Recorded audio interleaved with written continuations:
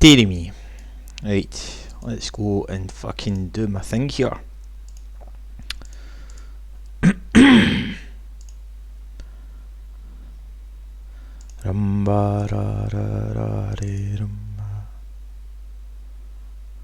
Set destination.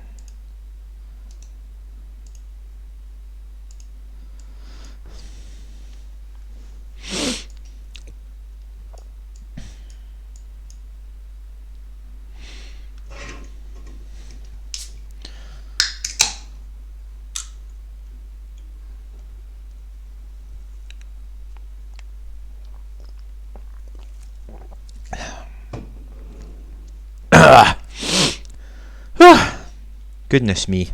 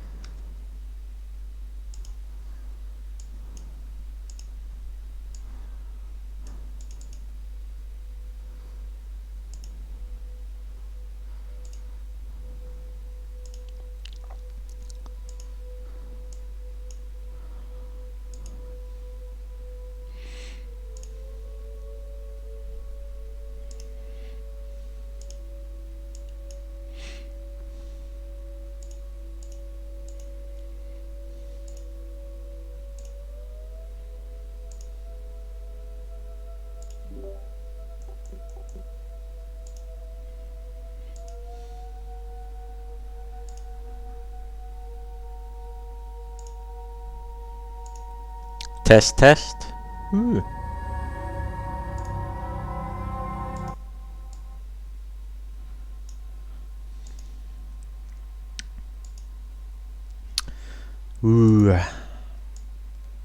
Alright, whoever's shown up, nice to meet you. Hello.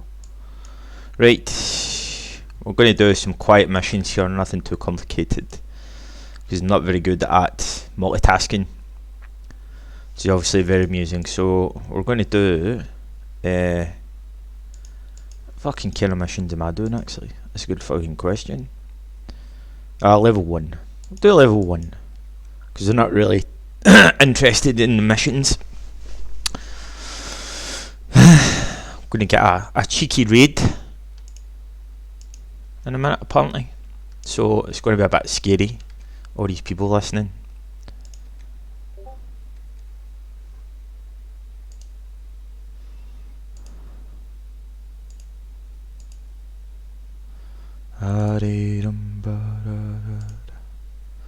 Hey, I need to stop doing that.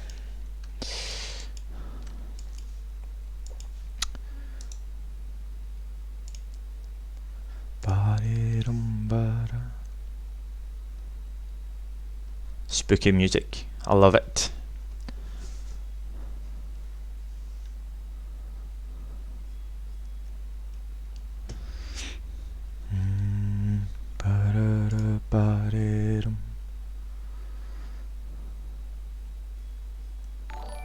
Oh shit!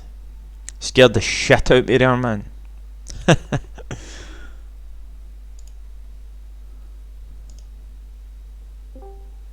My man! Well, hello there, Dick. How are you today? Fucking scared the shit out of me with that fucking raid there. Hello everybody, how you doing? It's Tamiya, aka Paul. Hi Paul. From Springfleet. How you doing there, guys? I know. Say hi, everyone in 07 when I get my little numbers up here. Scared the shit out of me with my fucking raid there. That was not frightening at all. Hello everyone. Pleased to meet you. It's like 101 viewers right now. Nice. I like it, mate. So I'm gonna have to talk to 101 people and make it sound like I know what I'm talking about here. So cheers for that, Paul. You're welcome, man. Oh, it's going for a nightmare. Anyway, so how you doing anyway, mate? Are you well? You are well, yes. Yeah, I'm doing okay. It's UK, it's a little bit wet today and windy, and it's kind of the usual. It's winter for the UK basically. Yeah, especially Glasgow. We've got a -7 outside, so yeah, it's I'm very much a fan of staying indoors now, considering the conditions outside. I went out there for maybe about a minute and a half. I kind of got a bit scared, to be fair. -7, things are going to start falling off and stuff. Somebody's saying in chat that you're a bit quiet, mate. Should take a look at some settings and maybe. Wait, now actually I'm going to put my music down a wee bit, because we're not really interested in music. So, hello everyone, hello 101 people. How are y'all? Are you well? Nice to meet y'all. I've never had 101 people here, so this is all new to me, Paul. So, but cheers for agreeing to come along. This is, as you can see from the title, we're going to be doing a bit of probing of the goat today. So deal with that as to what you will. It doesn't sound weird at all. But so the idea is that I have a conversation with Paul.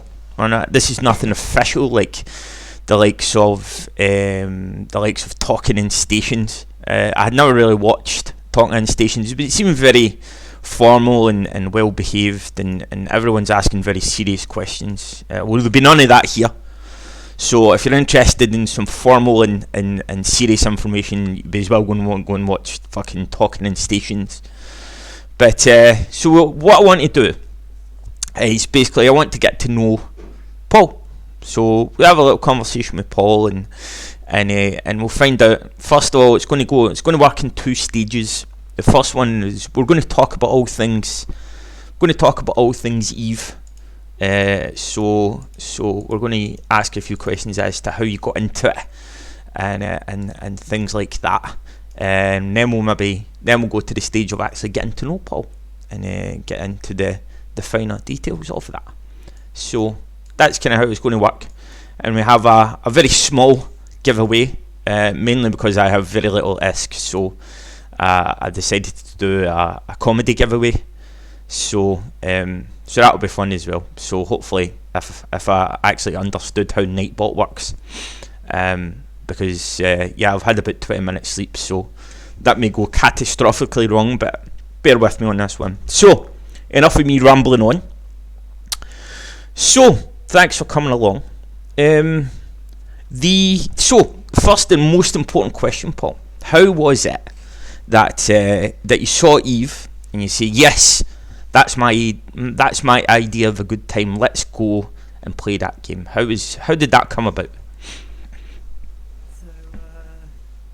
So I was a Counter-Strike Source player, doing a lot of Counter-Strike, first-person shoot 'em and stuff like that, and I was in a squad.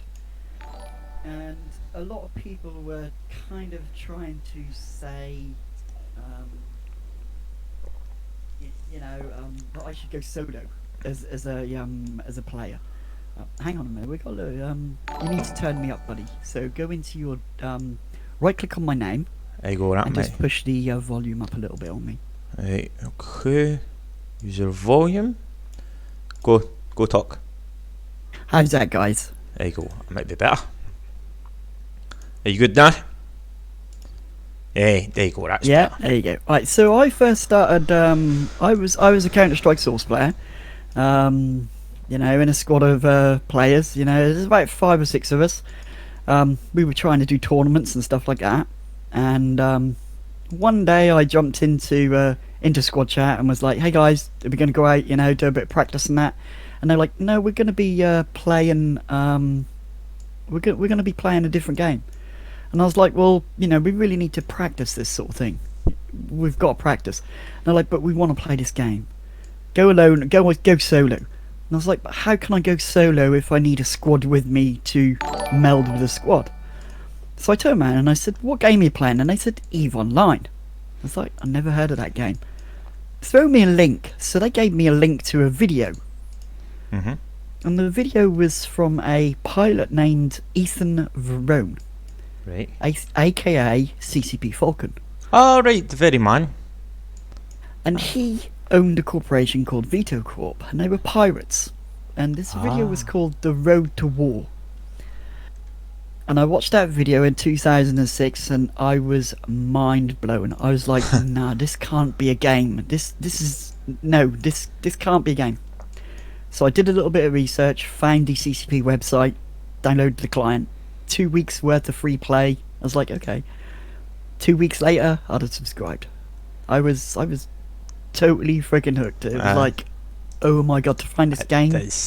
It was amazing. It does rope you in. So whenever you have that first hour or so, you have lost a few summers playing this game. It's pretty brutal. You lose hours. I think I've got like, I don't know, must be 7,000 hours into it. So yes, I totally understand the addictive aspect of it for sure. Well, my first week was hard because, you know, being a new player, I didn't have a clue what I was doing. I was basically mothered through. The squad that I was within Counter-Strike Source decided they weren't going to play it anymore, and they decided to go full-time on EVE. But they invited me up to play with them. I just jumped into the game, one-day-old player, in a Corvette, and with civilian guns, you know, and they're like, come up to Violade. So I was like, okay, how do I get there? So they typed the name into the chat channel and was like, you gotta type in that and go there. I was like, okay, so I found out how to do that. After like an hour of trying to find out, I finally worked it out. I turned up in Violade, and they invited me into a fleet, and they said, right, warp to us. So I warped to them, and I landed in a level 4 mission with 3 battleships and me in a Corvette. So yeah, I died about 4 or 5 times, but I earned around 5 million ISK and thought I was mega freaking rich. Until they gave me another 15 million ISK because they'd be killing all these bounties and stuff. And I was like, what? After that, I wanted to know how to do those. So off I went. I left those guys alone. I went on my own because I said to them, I'm going to join Veto Corp. I wanted to be a pirate. You went down that road. So I went off, and they laughed at me, said that'll never happen, you know, and all this. So I went off, started to work on me skills, and I got into Veto chat channel, started talking to Verone and the likes of Dark Elf, Hussman, Iso Azalon, Smog Monster, Bosi, all their all of Verone's court members. And I became really intrigued about them, and I just kept asking questions. And I thought that they would kick me out. Being a new player, asking so many new questions that they'd get bored of it. But they didn't. They actually helped me. They actually helped me and explained things to me that I'd have never learned. And that is where I got my hold. 7 months later, I went back to those same people and said, oh, you were laughing at me? Look at my corp ticker. I was in Veto Corp. I was a pirate. I then started to become -10 security, and away I went shooting nerds, taking money off them. A naughty boy. Even down that channel. Very good, mate. Very good. That's an achievement in itself, because it's you could go down 2 different routes here. You could just give up, or you could prove everybody wrong. And obviously, you opted for that, and it seems to have worked out pretty well. So, in your what was it? I think I heard you saying on your stream. How long have you been playing the game now? I've been playing EVE Online 13 years on and off. I took a 4-year break due to my heart attack. Yeah. But yeah, I've been playing for around 13 years on and off. Alright. So, in those 13 years, I would imagine you've had all sorts of experiences. First of all, and again, obviously you share a lot of information, which majority of it is incredibly fascinating, I must add. Although it is really hard to concentrate due to my admiration for your beard, Paul. I must admit that it's quite a magnificent creation you have there. The face rug, the face rug is popular. It's quite something, mate. I'm hugely impressed. How long did it take you to grow that bad boy? That's quite something. How long did it take me to grow my my goat beard? Yes. It's it's November now. Yeah, it's exactly a year. Only a year? A year yesterday. I thought I was a year yesterday. I thought I was bad for facial growth. Are you one of those guys where you shave in the morning and it starts growing again about like an hour later or something? I shave in the morning, and by within about a couple of minutes, I'm already a Wookiee. Yeah, absolutely. And the only downside of it stopped becoming a novelty after maybe the second time you've shaved, and then it's just a kind of inconvenience. But anyway, so in your 13 years of a naughty boy pirate, or during that time, I would imagine you got involved in your fair share of PvP. Well, I'm presuming there. Yeah, I've done some things. I was more of a well, in VO I was more of a prober. I was pretty good at probing back in the day with the old style of probing. Yeah. I could probe ships down within around 20 odd seconds. Yeah. So I would go out hunting mission runners and people doing dead space sites and stuff, and then I would call the fleet in and have the fleet deal with that, and we'd take a share of the bounties and that out of it. So in the essence, you were a kind of hunter, really, weren't you? Yeah, I was more hunter, and sometimes hunted, because when I jumped into local, a lot of people knew who we were, and they would instantly dock up, or they would try and hunt us, and they would try and find me instead. So I would become the hunted as well as being the hunter. Yeah. Yeah, it's a natural thing. It transpired you get yourself a bit of a reputation, and as a result, they want your scalp. Kind of. Basically, in VO, what we used to do is we always used to try and make sure that none of our probers and hunters were actually on kill mails. So it made it hard for them to pick out who was the hunter. So yeah, most of the time I wasn't on many of the kill mails because I was the one perpetuating them kills by basically warping in, cloaked up, flying around, cloaking up, getting into a good range where I could have the fleet warp onto me at a certain distance, and they would land directly on top of the target that we were intended to ransom. Interesting. But we didn't kill these people. We didn't kill them. So our ethos in Veto Corp was we honour our word, and our word was that if they paid a ransom, we let them go. We would literally let them go for 15 minutes. We would not attack them. So that's what we used to do. Fascinating. I've never heard that before. I was in Wingspan once, and we had a kind of an approach to that if we assaulted perhaps a citadel, and the owner decided to say, right, listen, we'll pay you some isk if you go away, and we've done that on a few occasions. But I've never heard a code of conduct. I doubt that exists anymore in the game. What do you think? Do you think that's still a thing? I feel that the code of conduct, like the piracy code of conduct, kind of went out the window. Excuse me. When Verone, CCP Falcon, left the game and went to become a dev, we were the only really piracy corp that was doing that and on our word. After that, people would just ransom you, and they would take the ransom and then blow your ship up and take all your modules. So that kind of got a little bit. Piracy got a bad name after that, and kind of faded out, sort of thing. Piracy now in EVE Online is very, very small, very kind of a niche area, and it's not really done very much anymore at all. Yeah. Most of VO, most of the pilots in VO, when Verone closed down the corporation, we all went our separate ways. But we are Veto for life, Like on my bio it says always and ever Veto for life. If he opens the corp up again and he wants me to come back, I would go back without dropping a hat. Yeah. And go back to the old days. One of those things where you kind of it kind of gains a place in your heart, so to speak. Well, really, we were more like a family. Yeah. We knew each other by first names. It was like we were a family instead of like just a bunch of gamers. We became a family, It was really, really cool. You could talk about life problems and stuff.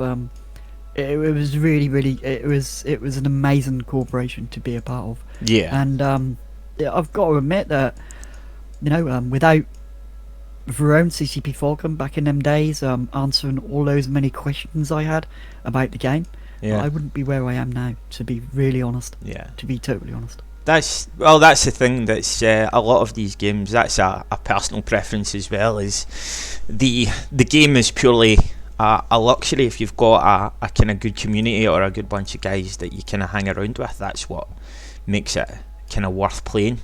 My current kind of activity at the moment, I hang around. One of the guys is actually in chat just now, Shade, and we've got Pandora and stuff like that. I hang about with those guys and we spend a bit of time on comms and all that, and that's what makes it worth playing.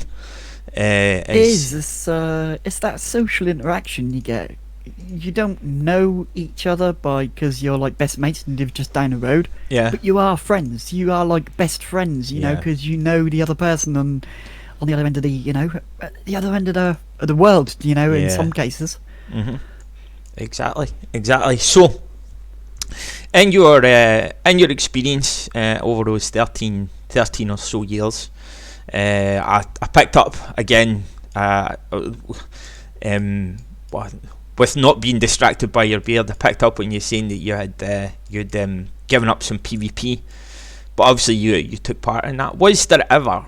I would imagine there was, but was there a favourite experience that you had? Was there any is there an experience from a combat perspective that was there a favourite experience that you had that will always stick in your mind that you can remember to this day throughout those 13 years? Yeah, there is one. My first hour in Vito, I flew to a place called Goynad and signed into the corporation with Verone and everybody. And about an hour later, Verone came onto comms and he was like, "Hey, Cowboy." I was like, "Yeah." He said, "Tammy." He said, "Hey, Tammy, you got a ship?" I was like, "Yeah." He's like, "What you got?" I went, "I got an Ishtar." Mm-hmm. And then I got an Ishka, but I can't fly the Ishtar. He's like, "Well, jump in the Ishka. What you got fitted?" So I showed him a fit, threw him a fit in the channel, and he was like, I want you to turn off the Webifier." I was like, "What?" He's like, "Just remove the Webifier. Don't worry about it. Just take it off your ship. You don't need it." Okay. And it's like, "Right, I want you to fly to this pilot and meet this pilot in the system. You're going to warp to this pilot at 10 kilometers, and when you land on grid, you're going to tackle the ship there, and you're just going to tackle it and hold it there and wait for us to come." I was like, "Okay." So undocked. About 8 jumps later, I landed in the system. Called the pilot on Venturillo. "Hey, okay to warp?" He's like, "Yeah, warp to me at 15." So I warped him at 15, kilometers. Land on grid, and basically there's a goddamn fucking moon sitting there. Excuse my language. No. He warped me onto a Thanatos, a carrier. There you go. With drones. Like many drones, more drones than you've ever seen in your life, guys. Yeah. You think the market has a lot of drones? Wait till you see an old style carrier with like 200, 300 drones. It's like, Wow. Yeah, scary. And I'm like, "What do you want me to do?" And he's like, "Tackle it and shoot it." I'm like, "You really sure? This thing is like 5,000 times bigger than my ship and it's just going to shrek me." It's like, "Just do as you're told." Vrone is shouting down comms, "Tamiya, lock the frickin' ship up and shoot it. Tackle that goddamn thing." I'm like, "Oh my god, what on earth have I got myself into? My first hour and I'm already basically going to die to a carrier." So I did. I tackled it. I'm flying around in my little Ishka, my pride and joy as my first Tech 2 frigate, assault frigate. Your little innocent ship. I'd only owned it for 2 hours. And I'm now thinking I'm going to lose this ship. So yeah, there I am flying around in this little Ishka and shooting this super big ship, and I wasn't even doing a scratch to his shield, and I was like, "Guys, he's got drones out," and they're like, "Yeah, just shoot his drones." I'm like, "Guys, his drones are shooting at me." And they're like, "Yeah, just shoot his drones." And I was like, "Guys, he's actually going to kill me." And they're like, "What's your shield like?" I'm like, "I don't have any shield." "What's your armor at?" I was going, "I got my armor rep running, but my shield is going down." About 2 minutes later, they're like, "Are you still alive, Tammy?" I'm like, "Yes, but my ship is on fire. There's big fireballs coming out the back of my ship. Is this okay?" they're like, "What's your hull at?" And I was like, "My hull's at 14%." Oh no, it's 8% now. And they're like, "Don't worry, we're now coming. We're nearly there. We're now in the system when we're warping to you." All of a sudden, this purple ball of mass come out of warp. 2 seconds later, my shields and my armor were totally full. The logistics had clamped onto me, and they had basically wrecked my whole shield and my armor at the same time. But my ship was still on fire because my hull was basically gone. So yeah, but we tackled him. We got him. We took him down to armor. We got him halfway through his armor. Opened up a convo with him. Basically told him we wanted a billion-isk ransom. We'd let him go free. He'd be allowed to sign her out and stuff. And he just told us to F you. So we basically give him another chance. And he said the same word again. Vrone just turned around and said, right, kill him. So we took down his carrier and killed him. Nice. I like He it. went pop. His clone appeared, his little egg appeared, his pod appeared, and I tackled the pod, held the pod down. We ransomed his pod for a billion-isk, and he told us the same word again.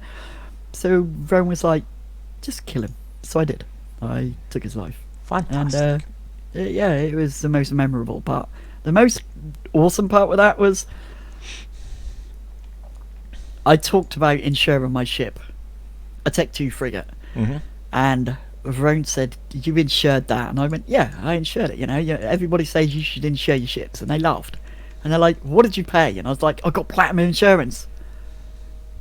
And they laughed really bad. And like they were all laughing. And then Vrone said, "Well, I've given you a new Corp title." Do you know what Corp title he gave me? # platinum insurance. Alright. As a meme. Alright. Yeah, it's a meme. # platinum insurance. That So makes now sense. I carry around a Garistas platinum tag in my cargo bay just to poke fun at Verona as well for that.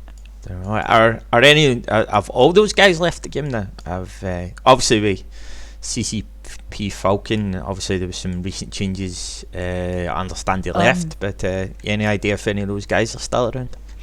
Bosie kind of went his own way. He now has 2 children, so he now plays other games and stuff. Family comes Dark first. Elf, sadly he passed away. We lost him when we were sorry. playing Eve, so Sorry he to hear passed that. away in real life. So we lost him. Mhm. Hussman, I think he left. Izo Azalon became a commercial air pilot, so now he's a pilot, Fantastic. flying real aircraft instead of internet spaceships. I hope that for a change of scenery. You just get to fly actual ships. A lot of the other players, like Miley went off and became CEO of Eve Scout. Oh, the very same. Yeah. So she now left that post and now just flying around. A lot of the other folks, they went off to like nullsec areas and stuff like that. So yeah, some of us are still in the game. Some of us veto pilots are still in the game. Oh, fantastic. Sorry to hear about the guy passing away. That's never good news. Nah, it's just something that happens in life, and yeah, it was a shock to us, losing one of our own. Yeah. In real life, it's kind of hard on us. We took a week's break. We didn't play the game. We logged in. We didn't play. We didn't undock. And then we decided that we couldn't do that. We had to give a memory of him. So we got our fleet up and we went out with about 15-20 of us and basically whelped every single one of our ships in memory of him. Just in honour. That's a fantastic way to honour your friend. That's, We had it so we all died. We Yeah. weren't gonna just have one man left, so we all took a pod out. Yeah, so yeah, that was good. It was fun to remember him by that way. Yeah, absolutely. It's I do remember actually there was, I don't know whether it's still active now, but there was I don't know the name, or it's my memory, it's all sort of vague, but there was someone that ran a thing, it was like a graveyard or a cemetery where people showed up and put corpses into a container. And what it did, it served as, originally it served as a kind of remembrance of people that had died in game, but it had gradually evolved into something so much more, where it was friends or relatives that had passed away, much like your friend Paul. And what they would do is they would put a corpse, one of the in-game corpse, in a container, and they would name it after those people in real life, which I thought was a wonderful thing, because that's basically it's something that it's someone's idea, as a result, because it's very much about like crowdsourcing. Instead of someone sitting down brainstorming, you can actually be inspired by your own idea, and that makes it into the game. And I thought that was a wonderful thing, that someone would sit and honour a friend or a relative or just someone they knew in a video game. I found that wonderful, actually. With Dark Elf passing, CCP was amazing, you know, because Rome was pretty well known in CCP, you know, about his lore. He was awesome at doing lore, and we did a lot of RP. Yeah. We role played Gurissus pirates, going up against the Serpentis groups and stuff like that, the Serpentis role players and stuff. So it was really cool. But what they actually did was, for us, they actually put Dark Elf into Veto Corp, and they promised that they would never remove him. So he always lives on in Veto Corp. Fantastic. He's in there now as a pilot, but no one opens his account or anything. His account has been locked down for us. So, Fantastic. That's he's always Veto. Like, you know, we always say Veto for life, but he is 100% Veto for life. Yeah, it's credit to CCP. They are always very open to this sort of thing, to kind of bring on board some new ideas like that. Again, I forget the character's name. You know, the guy that did literally all the systems in the game over a 9-year period. They were always open to ideas, and I've still to actually go and visit the little statue or the little kind of remembrance thing that they put up. Yeah, it's amazing they do that. You know, from a game developer side, they're really in tune with their players, and that's what I like about EVE Online and just the community and the developer community.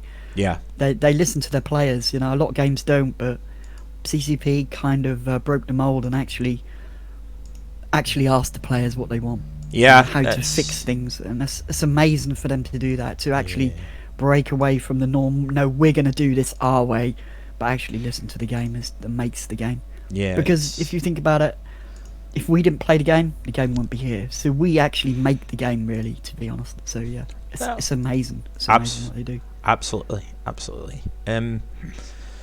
What for the sake of balance, Paul, obviously we went over your favourite experience, but whoever just sent me 500 million, what is the matter with you? See, this is the thing, Paul. I always complained about this. Shade, it may still be in chat. I suffer from a Catholic guilt, despite not actually being a Catholic. I don't know how that works. So if I'm given stuff for free, it doesn't really compute in my head. I don't know how that works. So, but whoever did that gave me 500 million, whoever that was. Streamer ticks. I know, and that's the thing. It doesn't compute at all. I can't. It doesn't work in my head. Hey, buddy, they're streamer ticks. Don't worry, you'll get used to that after a while being a streamer. I've had people like Pandora's Space give me things. I've had like Pegaroo. Pegaroo came into my stream one day and just gave me 5 billion ISK. I was like, what the hell? What do I do with this? It's like, just give it away. I can't. And that just kicked everything off for me. Yeah, it's just amazing. I can't cope with that. So, but thank you, Gay Borg. I'm conscious of saying that in case I get myself. Gay Borg is cool. He's such an awesome part of the community. 07, buddy, 07. I can see you there. A big shout out to Gay Borg for my little 500 million there. That'll pay for my ship that I'm going to lose within the next hour or so. Viper, I know you say about losing your ship in EVE Online, buddy. Take it from me, you know. I've lost many ships in EVE Online. Don't worry about it. They're easy come and easy go. But yeah, it's a fun game to try and play. Just download the client, give it a try. You don't have to play it if you don't really wish to. Mm-hmm. But yeah, just if you're interested, give it a try, because it is a fun game to play. Mm-hmm. I couldn't agree more. I very much I had my own experience when I was my first couple of years. I was just totally obsessed with PvE and production and stuff like that, and I had a brutal introduction to PvP, and now I just can't get enough of it. It's PvE. I'm almost allergic to PvE now because of the adrenaline rush you get involved in PvP. But for the sake of balance, Paul, what I wanted to do is, and I please forgive me if perhaps this may be a question that you're not going to enjoy, but was there a bad experience that you've had in this game? Yeah. I've had a bad experience. Yeah, we all get bad experiences. When I was a new player, I took all my stuff and put all my things, all my worldly goods, into a caracal, and I walked into an asteroid belt, and I saw a container.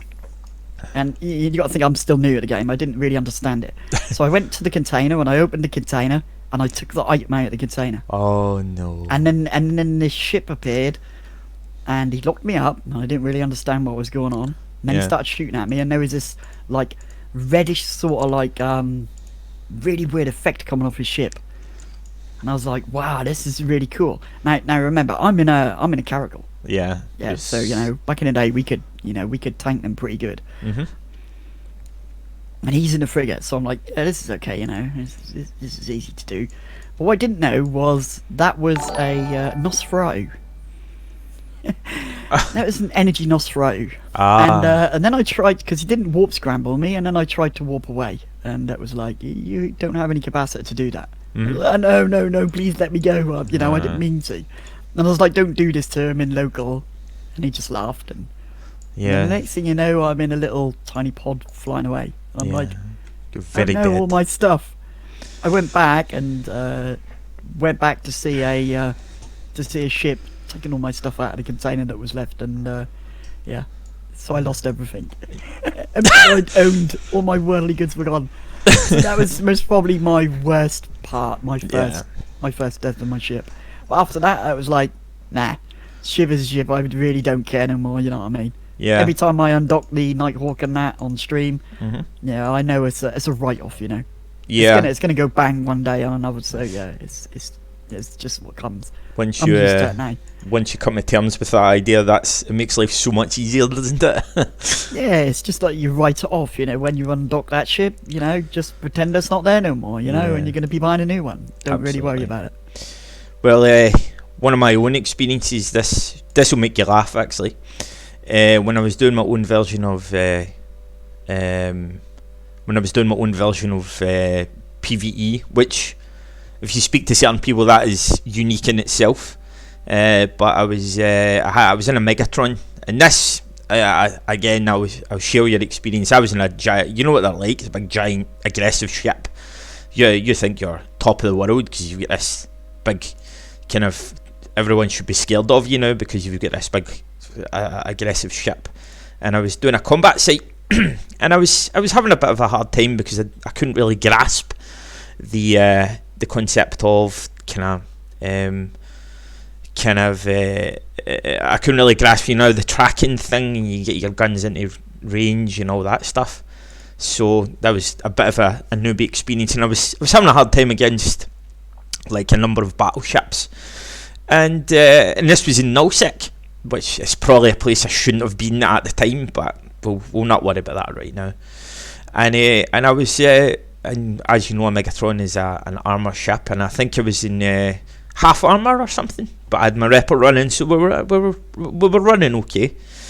And next thing I know, I get bubbled, and again I didn't know what the fuck's going on here. I've got a big bubble round me. What's going on there? And next thing I know, because I couldn't move, the battleships just pounded me. So somewhere in the Eve world, there is a Megatron death with a Saber that has done 1.4% damage on me, which that still exists. I've still to actually find it, but that's going on my little bio program, because that was one of my most embarrassing experiences more than anything else. because basically I was just cannon fodder. I've done stupid things. I've done worse than that. Yeah. Like one day I was sitting in a so the Drake. Back in the old day when they first brought the Drake out, the Drake was a really, really overpowered ship. Yeah. It could tank over 800 DPS a second. Nice. And I was in one of these fits, and we were going out on a fleet, and I was meant to be the bait. You know, I was going to sit in a system where are known hunters, because we were hunted by a few groups. So I was going to sit in a system where we had known hunters looking for us. Yeah. And I was going to just bait tank them, you know, and Yeah. then our fleet would warp in and kill them. So I undocked, and I was like, yeah, I'll make my way there right now. So I undocked, jumped the gate, and I jumped into a +6 system. -10. Ah, see. And you can imagine what was waiting on the other side. Yeah. The Navy was waiting for me on the other side. Mm-hmm. Tackled me, scrammed me. I tried to run back to the gate. And I was like quadruple repped, you know, quadruple webified. Yeah. So my speed was like, you know, 1.2 meters a second. Yeah. I was trying to get back to the gate.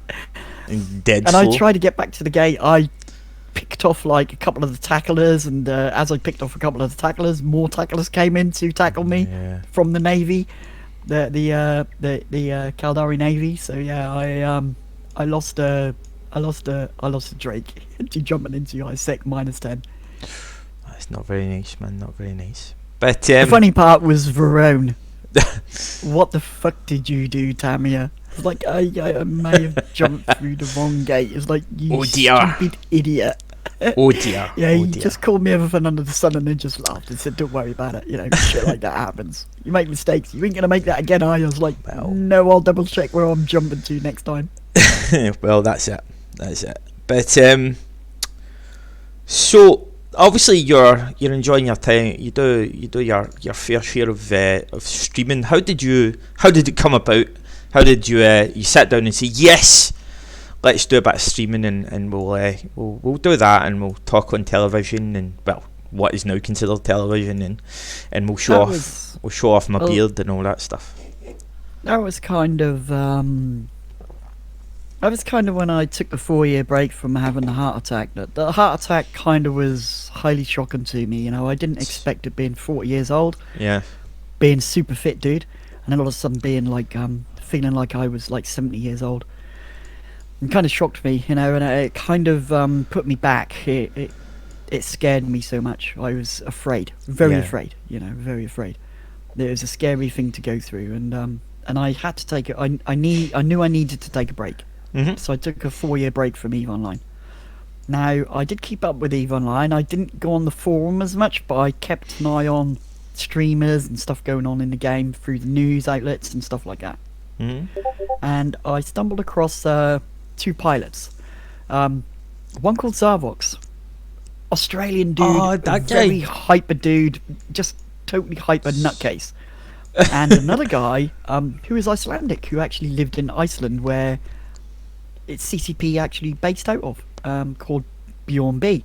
Yeah, the very man. And well, back in them days, I didn't have a Twitch account. I just had Twitch on the browser. I didn't have an account, you know, me, TamiyaCowboy in Twitch. So I basically just logged. I just basically went onto the Twitch site, typed in Bjorn B, and if he was streaming, I'd watch his stream.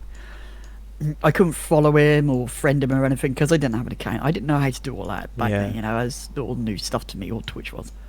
But I ended up watching Bjorn and Zarvox, and what I couldn't understand is why they had so many people watching them. Yeah. I was amazed at how many people would watch these 2 guys playing a random game called EVE Online.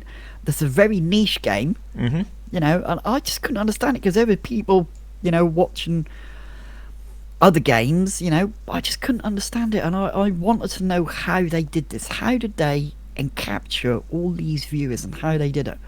So what I did was, over the 4 years, I studied Bjorn and Zarvox streaming, working out how they did it. What did they do to make these viewers stay with them? And it's all down to interaction. It's all down Yes. to interaction with the viewer, talking to the viewer. When they ask the question, answer it back. And that's what I learned. Yeah. So in 2017, when I came back to Eve, I came back to Eve 2017, October. Mm-hmm. Spent a month just flying around, got bored.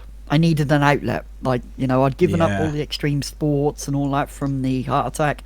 I needed an outlet. So, being myself, I needed to vent myself in some sort of way. Yeah, absolutely. Absolutely. And I decided that, what could I do? And I thought streaming. I could do that, you know what I mean? I could be a streamer, but instead of doing like PvP like everybody else was doing, I never found any PvE streamers. Mm-hmm. And I was like, maybe I could just do level 4 missions, but because I got such a vast knowledge of the game, Mm-hmm. maybe I can help other players, to understand the game. And that's what I did. November 2017, I started up my first stream. And that's what I did. I started to talk to people in the community and basically help new players. Became new player friendly. A little while after that, I had some really weird nerd turn up in my chat called Raiden Harmon. Never heard of this dude before. Raiden is currently in our chat. Kind of basically just turned around. He said, "I'd like to talk to you one day." I was like, "Okay, I'll be finished in a minute and we can talk." And he's like, "Okay." So had a little chat with Raiden. He asked me if I wanted to come over to this website, this Discord channel called Streamfleet Public. So I went over there, had some more chats, and then all of a sudden he just said he gave me a convo on Discord. Now, I'd never had Discord, so Discord was all new to me. Mm-hmm. Streamfleet Public was my first ever Discord channel. So I was like, wow, what on earth is this thing? So I got it all working and that, went in there. And a little while later, about a month or so later, he was like, I want to talk to you. But this time when I had to talk to him, there was another person with him called Mrs. Moses. Mm-hmm. And they opened up this how do you call it, like a conference call. And he just turned around and he said, we'd like you to join us because we love what you do. We love what you do for the community and how you help new players. We want you to come and join us. I was like, join what? And he was like, we have a community called Streamfleet. It's where we want all the Eve streamers to live. Yeah. So everybody can find you and we want you to come and join. So I was like, yeah, okay, what does it entail? It's like, nothing, just be you, just do what you do on stream, just keep doing that, that's all you need. I went over and I joined Streamfleet. About 4 or 5 months later, Raiden and Miss Moses opened up another conference call and said, we need to talk to you, Tammy. I was like, oh shit, what have I done wrong? I'm sorry if I swear too much on stream and that, if I've done something wrong, I will not do it again. And Raiden was like, no, we don't want to ask you, it's nothing about that. We actually want you to be a part of the Streamfleet team, staff. We want you to go out there and find streamers and bring them into Streamfleet. Yeah. And I was like, is that all I got to do? And they're like, yeah, you watch streamers, you're always telling us about streamers that might be interested. We want you to go and do that. And I was like, yeah, okay. And I took up the post of becoming a Streamfleet recruiter. And I got to take my hat off to Raiden and Miss Moses. You guys are awesome. And thank you so much because you changed me as a streamer totally. You totally changed me. Yeah. Without Streamfleet, I wouldn't have streamed for too long. I would have given up after a while. But they gave me the edge, I got to chill out with people called Bjorn B. I'd watched this nerd for 4 years in Zarbox, and now I'm in a Discord channel with these two names prominently in there, and I'm like, wow. And then there's Killer B, and and Rain Chocolate, and I got to meet so many different people. It was amazing. And over that time, I've brought in a good few streamers into Streamfleet. And some of those are really prosperous streamers. Some of those guys took breaks because of life problems and that. Yeah. But it's super amazing. It's really cool. I like being there. It's nice. It's really nice. Yeah. No, absolutely. You mentioned, it's quite a kind of off subject, Pandora. Can you put !reps, please? Pandora, I may add, Pandora is my moderator here. He tells people off if they've been misbehaving. That's the reason I mention that is it's a Discord channel called Broadcast for Reps. It's a bunch of guys in a little Discord channel. In fact, you got it, Pandora. What they do basically is broadcast for reps. So if perhaps you're having a few life problems and maybe your mind is not in the best of places, join up that Discord channel, because mental health, especially with men, from my generation, perhaps yourself, Paul, it's not necessarily common for men or people in general to share their thoughts or have an intimate conversation. So those guys, mate, obviously you don't know them, but if you have that opportunity, if you've got any life problems or your mind is not with you, go on there and go and speak to someone, because it's important not to keep it to yourself. And personally, historically I've had suffered some significant kind of mental health issues. I've got a few friends in chat where I have shared those conversations.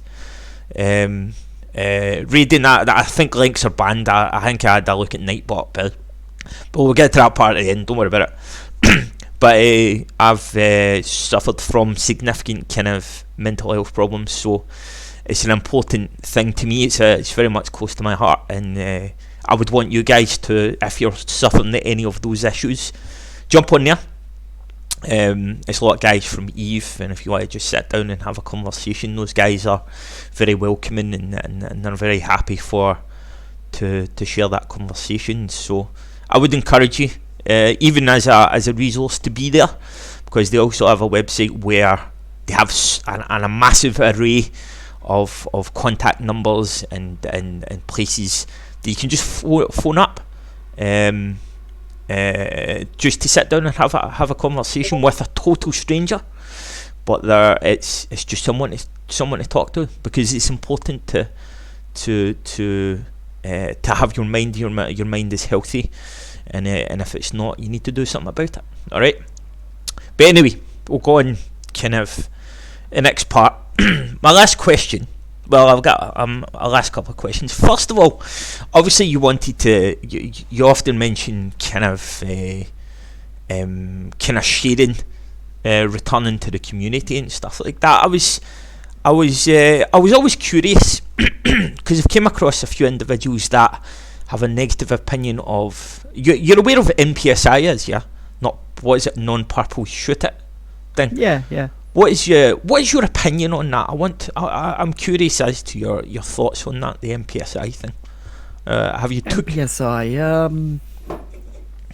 Well, usually NPSI is for null sec. Normally, in low sec is kind of just anything goes. Do you know what I mean? Dog eat dog. But in null sec is so NPSI means not purple. Shoot it. Yep. And what that means is if you're not in a fleet with the people, they're going to shoot you. For the reason is they want to protect their space. Yep. They don't want their space being invaded. So that's what they're worried about, yeah? So usually it means you die. What do I feel about that? Really, it doesn't bother me, you know. Yeah. I've been out, like I say, I've been in Zarvox fleets, and, I've been out in Dinosaur Island. Sorry, Ron, UMC, I know I've maybe shot a couple of your walk walls, but it wasn't me. No, it was someone different called Goat, okay? There'll be no apologies around here, I'll have you know. There'll be. But I've been on that other end, I've been under that other end, in those fleets we get shot at by a lot of people, Yeah. So I understand that, being a ex-pirate, and an ex -10, I understand that, if someone's going to shoot me, they're going to shoot me, there's nothing you can do about it. The best thing to do is just hunker down, try and kill them before they get you. That's how I see it. That's the way it works. So, I'm trying to think, who's all the NPSI? We've got what? We've got Spectre. We've got Zarvox, is that his name? I've never been on one of his fleets. Yeah, Zarvox, also Bjorn. Yeah, of course, public fleets and stuff, yeah. Very much so. And we've got obviously we've got Bombers Bar. I've got a few members. I'm a member of a corporation called Blupsic, who we're starting to build an MPSI section as well, so that's another addition. We also we've got Spectre. Chat, feel free to not name off any more that I'm unaware of or I don't know anything about. But a lot of you guys are PvEers, so that's fine. But I would recommend just getting a bit of a taste of it. You'll get an idea of what PvP is all about, and if it's not for you, if it's not for you, well, it's just not for you. Everyone has their own sort of taste and own sort of enjoyable experience in the game. That's what makes it great, I suppose, isn't it, Paul? Is you can do pretty much. There's such a wide array of things to do in this game. It's kind of outrageous, really, isn't it? So yeah, it is. My last question, and then we'll go on to what I want to do. After my last question, I'm going to kind of give chat an opportunity to ask you a few questions directly, just to sort of want to get to know your character a little more and what goes on there. But do you have any sort of ambition as to what to do next? Because obviously you've done quite a lot in game, but you have any ambitions as to what to do next, what to achieve in game? Because a lot of people give themselves kind of goals and targets and stuff like that as a sense of motivation. I kind of get this question asked a lot when I stream. A lot of people come along and say, hey, what's your ambitions in the game and stuff, and to be very open and about that, I don't have any ambitions. I don't have none at all. I just train skills because I can. When I'm sitting on 205 million skill points, kind of skilling is just basically just something you do. I got the skill here, I'll just put that on to train. Like I say, I'm about 8 days out from flying a Titan. So if I wanted to, Whoa. I could buy a Titan skill book and Nice. I could jump into a Titan, if I get the money up.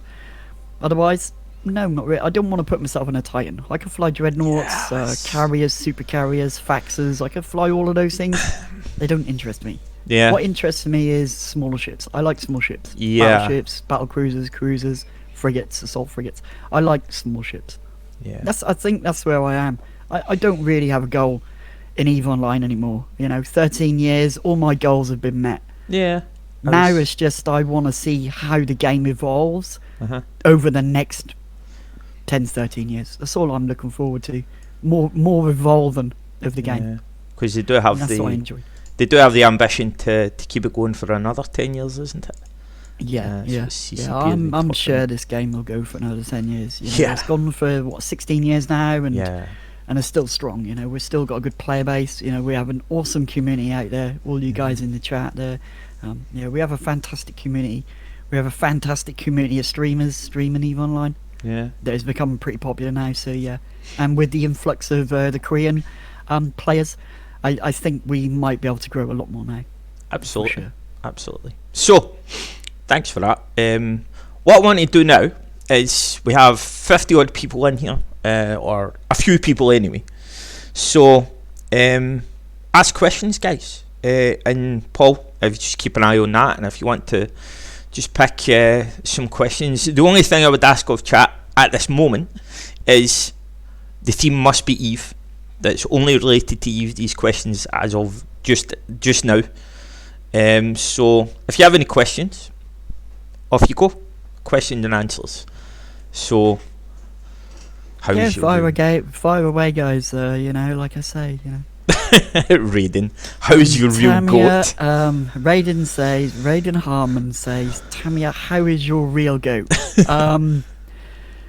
That's not Eve. Well, I have 2 goats, don't I? I have 3 goats, in fact. I have Steve, Billy, and I have Steve. So I have Steve number 2. Steve number 2 lives on a farm in Pembrokeshire in Wales, and Steve number 2 is doing very well. He's living with the lady goats, being a bit of a ladies' man. He's doing really well, Raiden. So thank you. Perfect. There you go then. Any other questions at all, guys, before we go on to the next part? Because I'm consciously running that this kind of getting too boring, because listen to my accent all day, because a lot of people don't really understand me for some reason. I don't know why. I wouldn't imagine why that would be the case, Paul. I don't know. I don't. Some people don't understand me.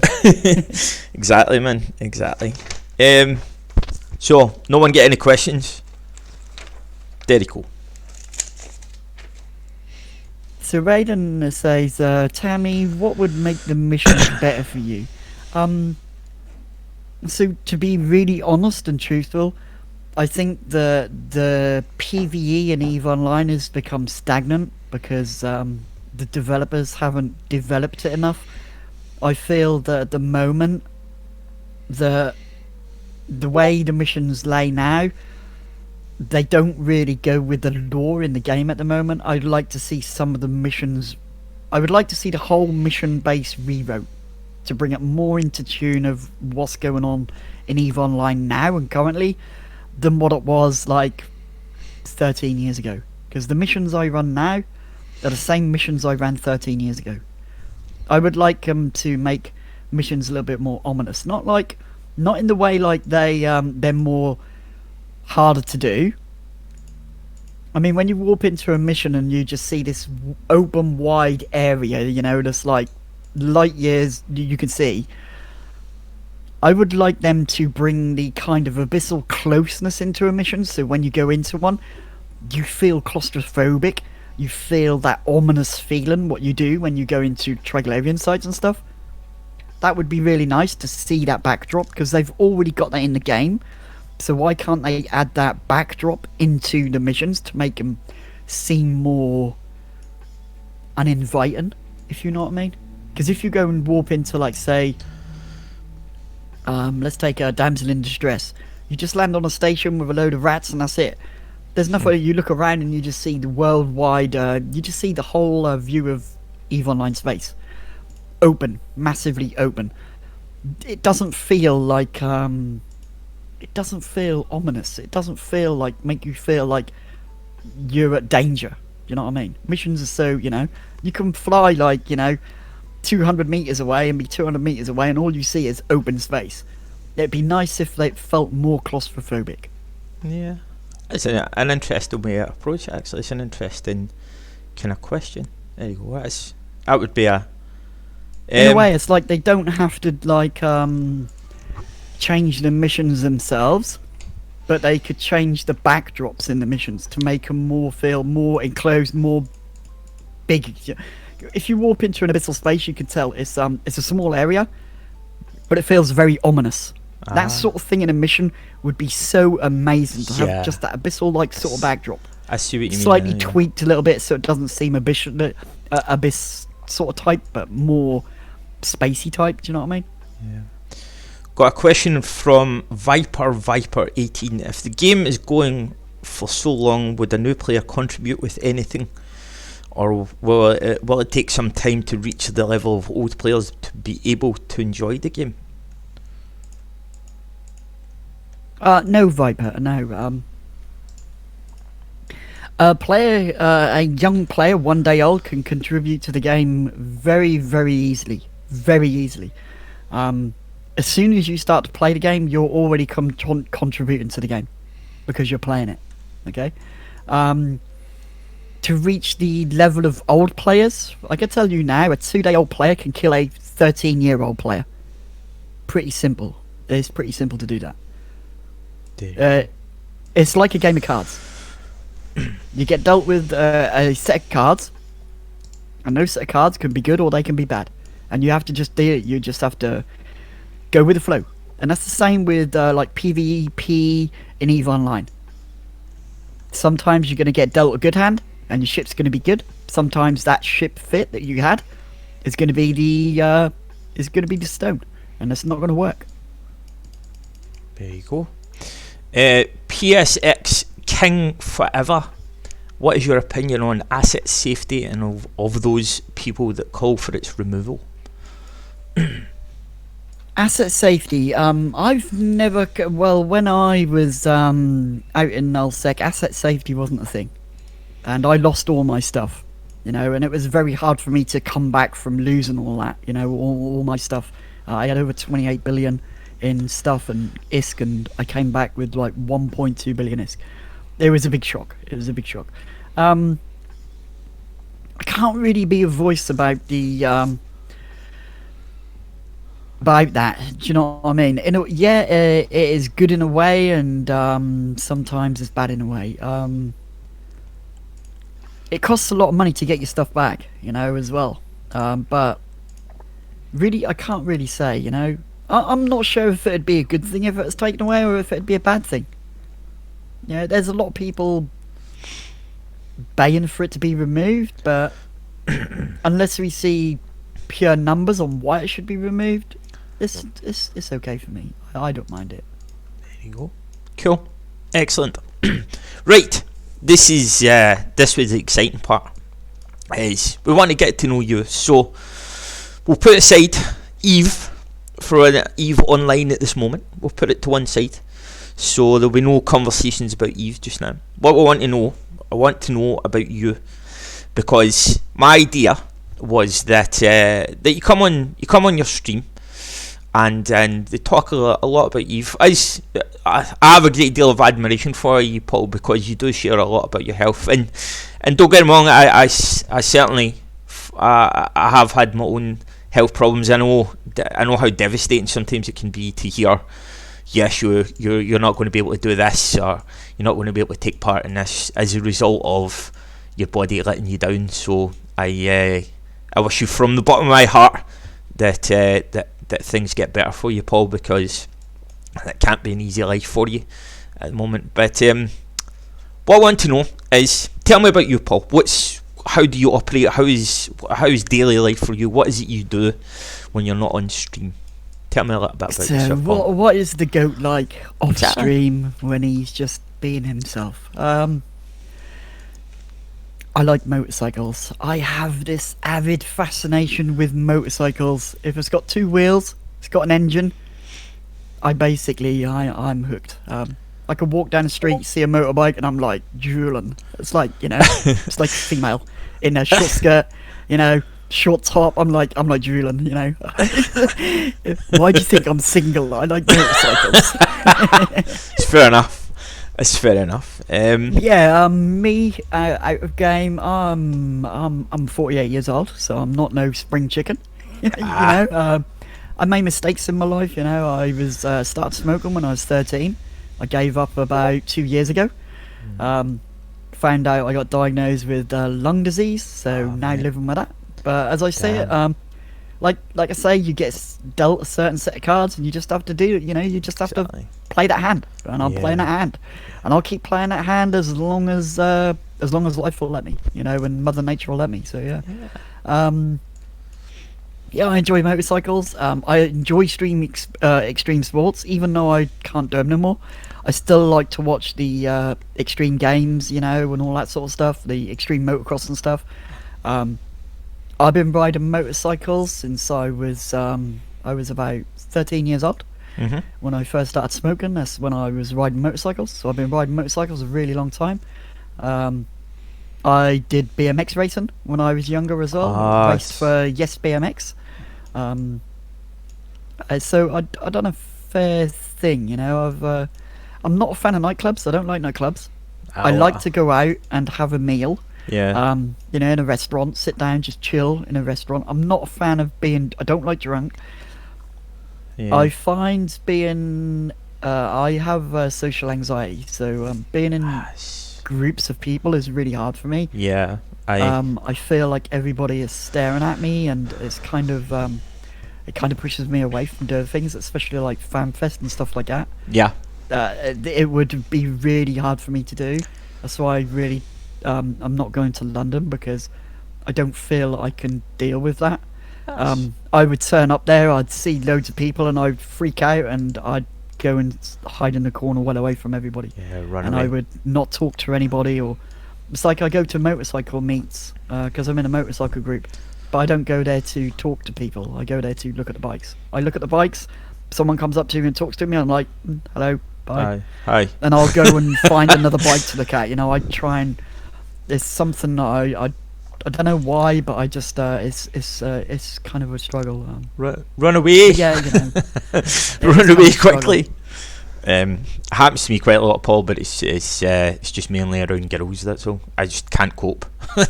it's like rabbit in the headlights. So Yeah, it's and like at school when they put me on. I was in a play at school, and I was Joseph in his Technicolor Dreamcoat, ah and I was I had to be on stage singing, and I got on stage, and yeah, I just freaked. They actually had to pull someone else in to do it because I couldn't do it. just And couldn't then I hack it. knew at that age I had a problem. I knew something was wrong because I couldn't speak to people in big groups. Yeah, Streaming is very different to me though, because I can have upwards of 200-300 people watching me, and I don't see anybody. Because I yeah, don't see anybody. yeah. I'm in this room all on my right now. I'm in a bedroom all on my own with 2 monitors in front of me and a PC beside me, Yeah. and I'm basically sitting here just talking to someone like yeah. And chat to me is like email, like replying to an email. But instead I just talk. Yeah. Most of the time on stream I feel like I'm talking to myself. And that's how I feel. It's it's pretty weird to do, but streaming is very different. So that's nice. That kind of puts me at ease a lot. Being a streamer like that. Yeah. Yeah, it's I must agree. The just sitting down and talking to your chat or talking to yourself while people are listening, and I must say I've very much taken to it. But I'm not one for taking it particularly seriously. So all these elaborate kind of overviews and stuff like that, I shared your philosophy when it comes to the idea of kind of affiliate. It would be an achievement, but I'm not necessarily that interested in it. It's just that. Yeah. It's like for me, like being a streamer, it's like I do it because I enjoy it, and I can help the community in Aviv Online. This is why I do it. A lot of people say, "Oh, you should go affiliate in that and make money out of it." But I don't see being a streamer as a job. I see being a streamer for me as being a hobby. It's a bit like I had extreme sports to be my hobby, and when I lost that through the heart condition, I needed a new hobby, and I decided that streaming could be a hobby, and I didn't have to worry about owning a really expensive BMX or a top-end skateboard or a 14-meter power kite, to throw myself off, cliffs and stuff. Yeah. And I weren't going to hurt myself. I basically sit in a chair, drink loads of hot chocolate. I am addicted to hot chocolate, guys. Okay, I will admit I have a hot chocolate addiction. Okay, don't rib me for it. There's no harm in a bit of hot chocolate. I had one today, actually. It was magnificent. I may add, one of the purple ones, the Cadbury's number. I would imagine. I'm not a fan of Cadbury's. I have a really cheap sort of like hot chocolate from I think it's Lidl, and I only drink Lidl hot chocolate. It's so amazing. It's lovely. Yeah. But my only vice now is I don't drink, so I haven't drunk for about 7 years now since I had the heart attack, due to my medication. Yeah. My only vice now is vaping, and I'm slowly cutting that down, the nicotine down, so I'll hopefully be nicotine free and have no vices basically. Unless you talk about looking at females and stuff. That's I've come close to riding on the scooter because I own a Vespa. I've nearly jumped red lights looking at females. And I nearly rid into the back of cars looking at females. I nearly rid into the front of lorries looking at females. I nearly crashed into the curb looking at females. I don't know why. Females. Females and motorbikes, they kind of look the same. To me, I see a female, I see a motorbike. Yeah, it's they're as Billy Connolly once said, you can't live with them or you can't live without them. You know what I mean? So yeah, that's true. I couldn't live without the scooter. To be honest, like my little Vespa, that's my everything. That's my feet. That's my legs. Because I can't walk very far due to circulation and that. I get with the lung disease, I get very out of breath quickly. Yeah. So I can walk about 50-60 meters, and then I'm totally out of breath. I have to stop for a break. So having a scooter is really handy because I can pull up right outside shop, park on the road, and basically just go straight to the shop and not worry about it. So my scooter is my legs now. The scooter is basically my legs. Perfect, excellent, mate. I'm glad you found. I'm glad you found your source of enjoyment because, like you said, the extreme sports must have kind of. As I said, when I was a kid, 14 years of age, I was diagnosed with epilepsy. which again created a lot of barriers for me. I had all sorts of ambitions, and when you've got epilepsy, there's all sorts of things that you're not able to do as a result. A lot of employment, and again, I'm on an elaborate amount of medication. So someone drugged up on a regular basis, it does give you certain problems when it comes to concentration, and you do sleep for forever. It's bizarre. Yeah, I can imagine. It's the same with me now. I'm on a lot of medication. It's very different. Like the after effects from the medication is very different. It's like a lot of people say you're so upbeat about having your, these disease like lung disease and heart disease, and why are you so upbeat about it? If I didn't laugh at myself about it, I'd cry. Yeah. And that's how I do it, Yeah, I've been dealt this card, but, we all sometimes get dealt a card that it's just a bad card, and you can't deal with it, You can't twist it, do you know what I mean? And you can't throw the card on the deck and ask for another 2 cards. So you just have to play that hand. And as I say, just get on with it, Life is life. We only have one life. It doesn't matter if you're healthy, or if you have a disease, or if you have any mental health problems. As I say it, just live your life, Be you, live your life, Don't worry about... People are going to have opinions, okay? Everybody is going to have an opinion. My friends were very opinionated when they found out I had a heart attack, and they were scared of what would happen if I was with them and I had another heart attack. Yeah. And a lot of those friends don't want to know me no more. A lot of those friends, we're not friends no more. Yeah, they're not very good to friends.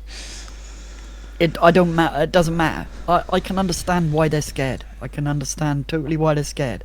I was scared when I had this damn thing. It was the most scariest thing I had. I wouldn't wish it on my own enemy. Never. I wouldn't wish it on anybody. But you have to be upbeat. You have to just smile, because at the end of the day, you've got a life. You're living it. Just smile and just ignore what people say. That's how I see it. Ignore what people say. Just forget about what they say. Do you, because you're living it, and they ain't. They're not living it. Some of those people don't understand, so they never will understand. I personally, I hate those bastards that whenever you work with them, they say, "Oh, I've only had 1 day off in the past 10 years," and it's like, because you've not been dealt this bad card. I don't know, chat, whether you've come across those guys or anything like that, but I hate them. It's like, you don't understand. You don't understand the experiences that a lot of us had to put up with. That is the thing, A lot of these people, it's the understanding they don't understand, and that's the thing. All diseases, they don't understand. That's like the big thing about HIV and AIDS, because people didn't understand the disease. Everybody got tied with it. Oh, you're HIV. I can't touch you because of this and all that. It's just a lot of scaremongering among everything, and but like I say, it doesn't matter if you're ill or if you're not ill. If you're struggling, ask for help. Please don't be ashamed to ask for help. Yeah, even absolutely. with mental health problems and stuff like that, never be afraid to ask. Exactly. If you don't ask, you won't get the help. Exactly. And I found that with the heart disease, I had so many questions to ask. Why me? Why me? Why not? Someone else? And it works out. It doesn't work like that. Mother Nature is just a pain in the ass sometimes and can throw you a curveball. Exactly. And all you've got to do is just reach over that bat and just knock that for 6. Exactly. I couldn't agree more. And personally, I was blessed with great and dear friends that helped me through. We did spend a lot of time laughing at the epilepsy as well. There was one joke that my mate made that think how good you would be in bed if you took a seizure. So that was an age-old joke, but we'll talk about that some other time. A lot of people said that to me, like my dad sometimes with me says, well, you ain't got to worry, because if you stop breathing, there's more oxygen for everybody else. That just made me laugh. It was like, yeah, that's kind of, yeah, you're right, dude, you're right. That's yeah, that's a good one, actually. I like that joke. yeah, it was kind of funny. It made me chuckle, and I was like, yeah, and that was like that was when I was feeling so down. At one point, I felt really, really down, and I didn't know where to turn. Yeah. And he just said it to me, and I was like, yeah, you're right. If I do pass away, everybody else is going to get more oxygen, and I'm not going to allow that because I want the oxygen. So yeah, You bastards. it kind of like kicked me into gear and was like, yeah, you're kind of right. You're kind of right. Don't be sad about having an illness. Just learn to live with it, and that's what I've started to do. I've now started to learn with it. Yeah. Learn to live with the heart disease. I've got the lung disease now, and I'm getting used to it now. Learning to start living with that. It's a struggle, like being overtaken by old age pensioners that can walk faster than me. Do you know what I mean? Like, it's like they're running a marathon, and I'm like crawling on my hands and knees, and I'm like, this is not right. Why is this happening? Nice. And then I click back and think, yeah, it's because I have a problem where I can't get a lot of oxygen, so everything slows down. So I have to just. It's something that I'll deal with it in time. Yeah, and as I said at the beginning of, could you call it a show? I don't know. It's just as whenever we began this conversation, Paul, I certainly wish you all the best with that. It's thank you. But so we'll go on some quick fire questions that we'd have. So, I've got a terrible memory. How old are you again? You're 48 years of age. So, historically, in your 48 years on this planet, what was your favourite job? What was an interesting job that you had in your? My most favourite job as a 48 in my 48 years of life. When I left school. I became a apprentice woodman. So I worked with trees and stuff. We'd cut them down. They'd be cut down, brought to us. We'd shave them all down, turn them into planks, pencils, doors, door frames, window frames, you name it, we made it. That's what I enjoyed. I loved doing that. That was nice. As soon as but my most favourite job is being a gardener. I enjoyed being outside. I'm an outside person. Yeah. Do you get to do any of that sort of stuff now, the gardening thing, or is that it does? I can do some, like I can't do the digging in the yard because it's just too strenuous on my heart. But yeah. I can, I just go and buy grow bags and chuck a grow bag down, chuck some seeds in it, and yeah, I can still grow food. Good. I grow a lot of tomatoes for the parents and that, and family and friends and relatives. Peppers, pumpkins, cucumbers. Chilies, you name it, I can basically grow it. Yeah. Perfect, excellent. I'm glad you get to still take part in that. Do you ever get to enjoy growing a certain product that some of us enjoy that we won't mention at all? Do you ever? I haven't, but I know very well how to grow it. I know very. If that was legal in the UK, I would become one of the most prominent growers. But we won't talk about that anymore. We won't talk about that. So you must tell me your favourite joke, because my dear, I don't know whether it's still here. We've got Dren and we've got Shade and all my dearest friends I'm part of a corporation called Blopsic, and we all share some really bad jokes and discuss things. Tell me your favourite joke. Do you have okay, here you go. My favourite joke. You ready? Mm-hmm. So, Paddy and Murphy walking down the road. Okay. Mm-hmm. Paddy turns around to Murphy and says he wants to go fishing. So Paddy takes Murphy to the nearest bridge, and he lifts up Murphy, and Murphy says, "What I'm going to do is you're going to hang me over the bridge. I'm going to tickle the trout under the belly, and when I shout, you're going to drag me up, and I'm going to throw the trout onto the bridge, and we'll have fresh fish." Yeah. Mm-hmm. So like Murphy's like, Paddy's like, okay. So he gets hold of Murphy, chucks Murphy over the edge of this bridge. He shouts down, Murphy, you caught anything yet?" Murphy shouts back, "No, not yet. Keep there. Another 10 minutes." 20 minutes go by. Paddy shouts down, Murphy, you caught anything yet? Murphy shouts back, no, not yet. Just another couple of minutes like this. Next thing you know, Murphy's shouting up, Paddy, pull me the fuck up. Paddy turns around and says, hey Murphy, you caught a fish? He says, no, there's a fucking train coming.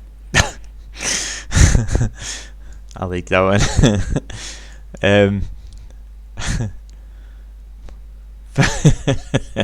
Fair enough, mate. That's pretty good, actually. I'll give you my favourite one. Why did the pervert cross the road? I don't know. Why did the pervert cross the road? Because he couldn't get his cock out of the chicken. Oh dear. that is a classic one. I'm gonna go downstairs and tell my dad that. Yeah. I often tell that one. A lot of people most of the people in my corporation, or most people in game now know that joke. But yeah. We've been running for maybe an hour and a half just now, so what I want to do is, because we could go on for hours here, Paul, to be perfectly honest with you, but I don't want people to get bored or anything like that. So what I want to do is, because today I think you peaked at 110 people that were listening to you doing your missions and sharing the noob knowledge and so on. Yeah, I had a raid off First Flag and another person. Perfect, excellent. So what I want to do is that I'm kind of useless at coming up with any more questions. So what I want to do is we've got 40 odd people here. So what I want to do is I want to hand over to you guys, everyone in chat. So I'll give you a bit of time. And then what we're going to do is, once we're done with that, I've got a little comedy giveaway that we're going to do as well. So stick around for that, because I know some of you that's the only reason you come here is for the giveaway. But so ask some questions. So, and if you don't mind me saying so, Paul, I have a great deal of admiration for the amount of things you share about yourself. It becomes very intimate, and that's I often feel that makes it a little more authentic. Because I feel that way. Do you know what I mean? So to be open to viewers, and let them get to know me as a person as well as a streamer. Because it's a nice thing for them to understand that we're all human. Yeah. And we all have our faults. And we just get on with it. Exactly, and that was part of the reason I kind of come up with this, is because you can only share so much information on you can only share so much information on your stream. If you had a human voice, you can maybe make it a little more authentic. So hopefully everyone's enjoyed today. So now it's over to you guys. So if you want to ask Paul any questions or anything about him, anything you would like to know for next time whenever you go onto your stream, now it's your chance to do so. If you don't, well, that's okay as well. So go ahead, guys, and let's see what you've got. While we're waiting, I'm currently doing level 1 missions, Paul. Yeah, that's fine. Do you mind if I just nip to the little boys' room right quick? Yeah, absolutely, mate. Aye, absolutely. Lovely, man. I'll be back in a sec, yeah. Anytime. While we're waiting, by the way, you're welcome to ping me with any more ideas, because I've got a bad habit of just kind of making up as we go along, which sometimes can be quite handy, and sometimes you can run into a brick wall. So feel free to ping me with some ideas or thoughts on how this could be made better, guys, because a bit of crowdsourcing is never a bad thing. So, but anyway, come up with some questions for them, or it can be incredibly rude questions, or like where was the most obscure place you got laid, or something like that, things like that. It's just crazy questions. It's no holds barred here. That's a good question, Rex. I'm going to come up with that one. I'm going to ask him that one. But so there you go. You try to tell me none of yous have any questions at all.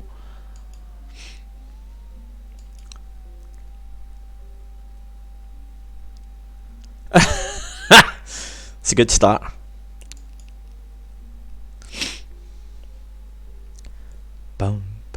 Do you like the background music, by the way? It's one of my favourite ever movies. It's called The Girl with All the Gifts. I hugely recommend it. It's nice and spooky.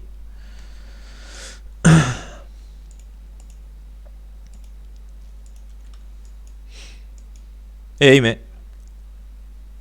Brothers and sisters. As in his brothers and sisters.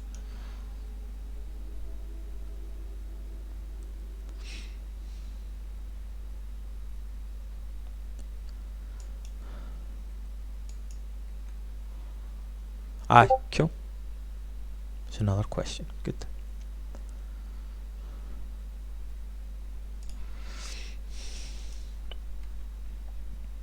It's a good question as well. I love it. That's a good start, guys. This keep it coming, man. We need some more questions. Keep them coming.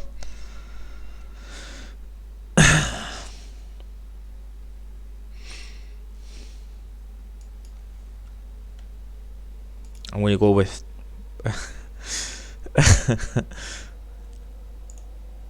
the I'm gonna go with when did you lose your virginity as well. That'll be a good question as well. You can probably hear me right now if he's got wireless. There you go, I'm back again. Hey buddy, right.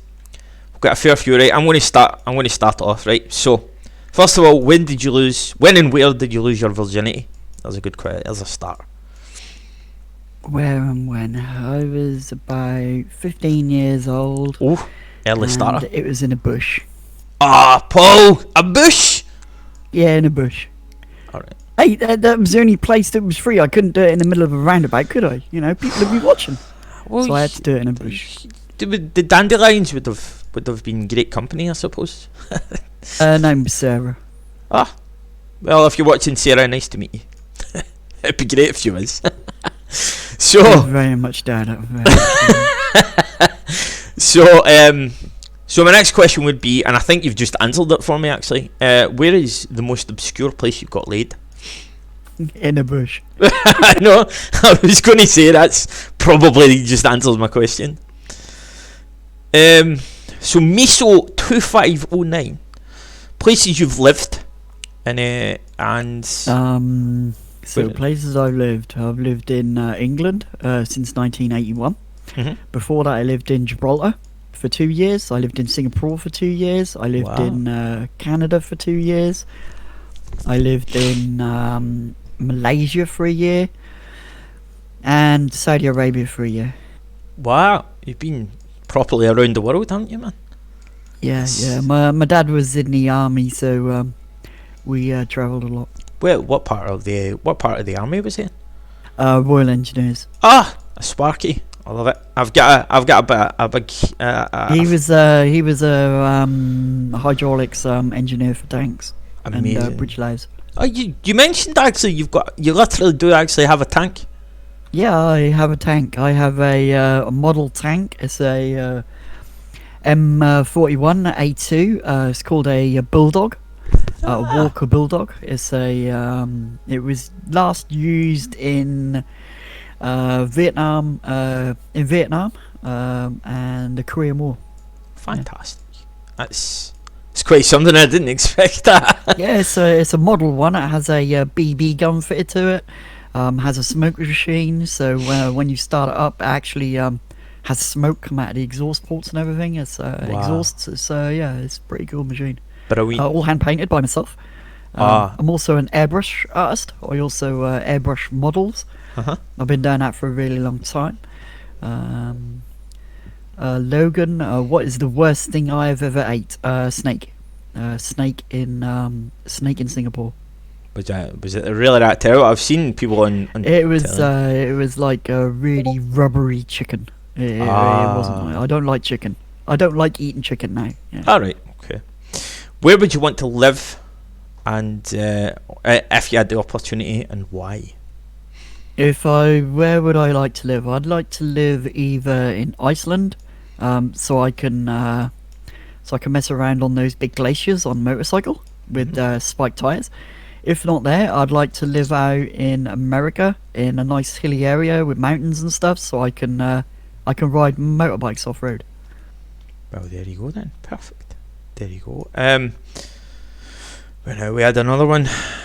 What is Yeah. the worst? What is the worst thing I've ever cooked? No, I think it was. The worst thing I ever cooked was I was on a fishing trip. I'd forgot my food. I was 2 days into a fishing trip, and I cooked a pike I'd caught out of the lake. So I caught and cooked a pike from the lake. It didn't turn out very well because I was eating more charcoal than what I was fish. See. What translation program have you used to enable you to understand dicks? Google Translate, man. Google Translate, number one. Where are we here? What's your favourite Muppet? Animal.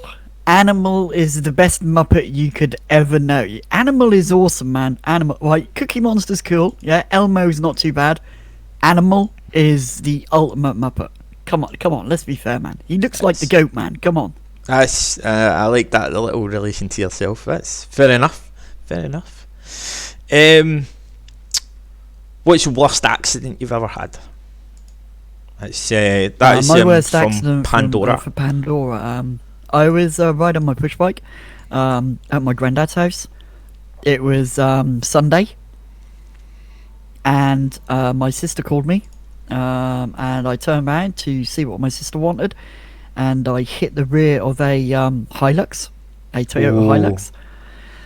I went underneath the Hilux. The dude then decided that he would reverse the Hilux over me to get it off me because I was totally under it, and it wrapped the bike around his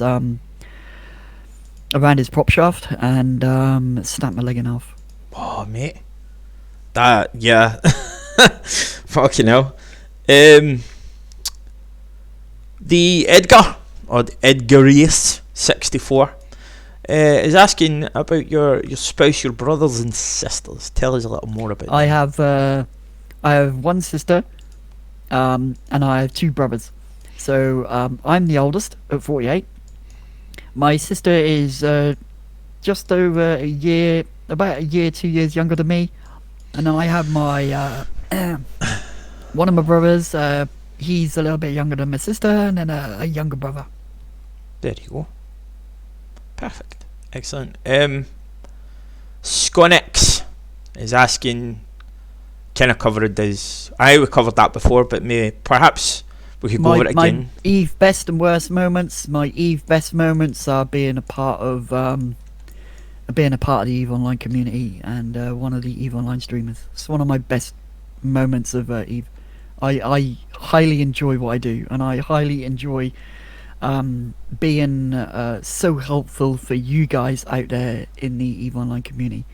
And I take my hat off to you guys because you guys are fantastic as viewers and as in the Eve community. There you go. Perfect. Any more questions, guys? Anything else we can you would like to ask Paul before we go on for the giveaway? Nightbot's asked a question. Nightbot's saying, thank you for coming along. I'm new to this.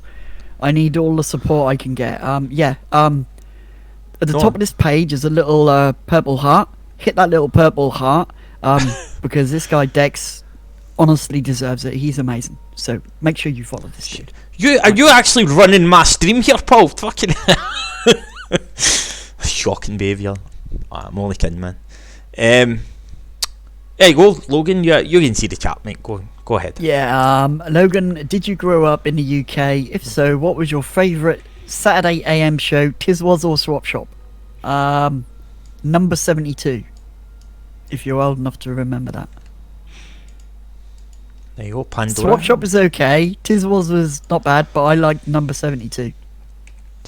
Pandora has a question for you. What's my favourite song? My favourite song is not a song, it's actually an album. It's Dark Side of the Moon by Pink Floyd. I totally love that. One of my best friend, Mark, bless him, he was in a motorcycle accident and died. Sorry to hear that, mate. And we, every time, because we used to do gardening together, we had a gardening firm set up between us. And every time we went out in the truck, he would drive, I would just be the passenger. And every time we went out, we would play Dark Side of the Moon, and we'd sit there and sing every single song. I know every single song off by heart. Excellent, mate. There's nothing better than if you're maybe having a bad day at the office, you get your favourite album out and just have a sing along. Yeah, I always do. When I go out and play DayZ sometimes, and when I play PUBG and stuff, sometimes I forget about the background and I'm meant to be shooting people, and I'll just sit there and listen to Dark Side of the Moon or something. There you go. As Viper has another question for you.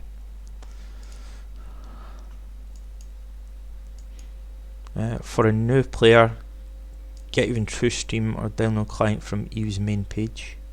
Right, okay. For a new player, Viper, you're best to get your account from a streamer. Yes. Because you will get free skill points, okay? So yeah, it's best to go through a streamer. Let me just check and see if Dex. I do. I've CV scroll down, Viper. Yeah, if you scroll down on Dex's channel there, you'll see right at the bottom it says EVE Online Recruitment. Click that little button there. Go and make your account, and you will get 1 million free skill points. I know. And that will help Dex out as well. Yeah, I get nice things as well. So yeah, I would hugely appreciate that, Viper. That's yeah, I get nice things as well. So I would be a huge fan. You would be my new best friend. What is my favourite Pink Floyd song? Wish You Were Here. Because it's a big reminder of my friend that passed away. What was your Raven pinged what was your hypothesis? I've for some reason I'll need to change that or Raven because it's banned links for some reason. But what was the yeah, that was my link. What an interesting hypothesis. What was the link? Raven. Yes, Logan brings that up as well. There's my in-game character. Is called Deximus Villiana. I'm also a diplomat, so for a corporation called Blopsic. We'll be opening recruitment soon, so if you want to join, everyone knows Marshy. You know Marshy, don't you, Paul? Everyone seems to know him. Yeah, I know Marshy. Yeah. He's a CEO, and we're trying to build another MPSI similar. It's not a similar tone, but just another MPSI part of the game. So if you keep your eyes open, with Marcy's just recently come back after going away to build his home, and we're going to kind of try and progress that. Obviously, the recent changes. In fact, actually, as I meant to ask you beforehand, Paul, the recent kind of updates, the quite dramatic updates in terms of the blackout and all that. So what are your thoughts on that? I know you don't really take part. I think they're all good. I do think it's nice to change things up because most of, let's be honest, Nullsec's had it pretty cool. You know, everything's blue and everything gets a little bit stagnated. So the the switches and stuff has been really nice to see. It's been good, and it's pulled out some interesting gameplay, I think, and it's really cool to see. And like there was a lot of arguments over it at first, but afterwards everybody settled down and they were kind of this is kind of fun. This is fine, kind of fun. We can deal with this. This is nothing really to worry about too much. Yeah, and then they done away with it. As a major PvPer, I was devastated, but we'll not worry about that right now. To answer your question, Logan, yes, I am indeed. I'm not quite. Are you questioning that and saying, am I? Is that serious or I'm not understanding your question there, Logan? Yeah, we'll wait on. But yeah, scroll down. You get the buddy thing for Eve, and you can. I get nice things and you get a lot of skill points, so you have quite a lot of fun with that. But get back to me on that, Logan, if just so I understand your question, because I don't want you to kind of hang out to dry with that one. I want to make sure I answer your question. Yes, Logan. His in-game name is called Deximus, a villain, and he is a part of Marshy's corp called Blobsec, and he is one of the diplomats. So yes, that's being totally serious. Yeah, exactly. Exactly that. I didn't quite understand that there. Yeah, so basically how that works is if you want to join, there will be mainly myself, or we have a US time zone diplomat. I don't know whether he's still here. Drenith, if you're listening, mate, make yourself known. So if you're from the US time zone, he'll be asking you a few questions. Make sure you're not a dubious character. Or it'll be myself, and I'll be asking you some serious questions. So if you're a spy, I'm very good at pointing that out. But anyway, so one last chance for any more questions for Paul, because I don't want it. It's not about me; it's about Paul, and we want to get to know him a little better. So, do you have any more questions that you would like to ask him before we get to the exciting giveaway?